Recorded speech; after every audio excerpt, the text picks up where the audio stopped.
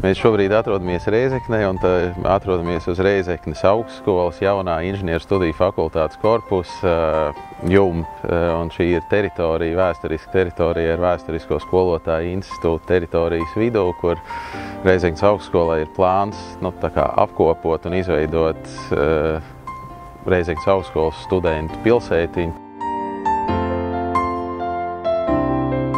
Arī augstskola ir vide, kur cilvēks strādā, mācās, pavada ļoti lielu laiku no savas dzīves. Un principā tāpēc mums šķita svarīgi, kad ir ne tikai tehniskais aprīkojums, bet lai studentiem ir gan tur tie savi stūrīši, kur pasēdēt, atpūsties. Arī augstskolas pārstāvjiem bija zināmas šaubas, teiksim, arī par interjeru risinājumiem un tā tālāk, vai tiešām tie pelēkie, melnie betoni, keramzīta bloki, vai tas būs labi. Privātam pasūtītājiem daudz vairāk emociju un daudz vairāk subjektīvu prasību. Un, teiksim, šajā gadījumā Rēzeknes augstskolai ir vairāk funkcionāls un tehniskas prasības, kuras tad mēs apkopojam un izveidojam šo arhitektonisko tēlu, interjeru pakļautu tam.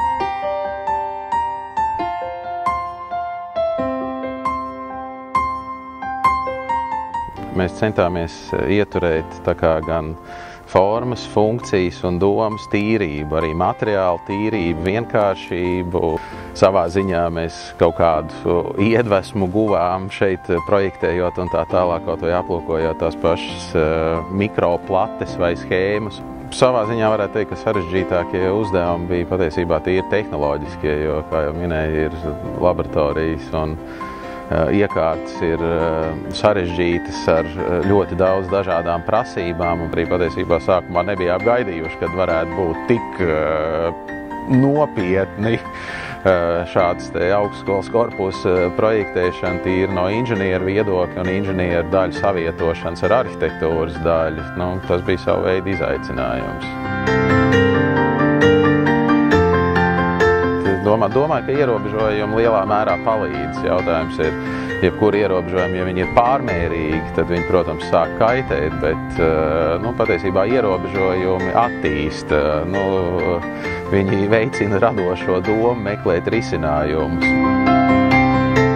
Kas ir ļoti patīkami, kad šis viss pasākums ir sācies ar konkursu, un kurš ir viens varētu teikt, salīdzinoši retajiem Latvijā, kurš ir rezultējies ar konkursa rezultātiem, un arī konkursa rezultāti ir nonākuši līdz realizācijai.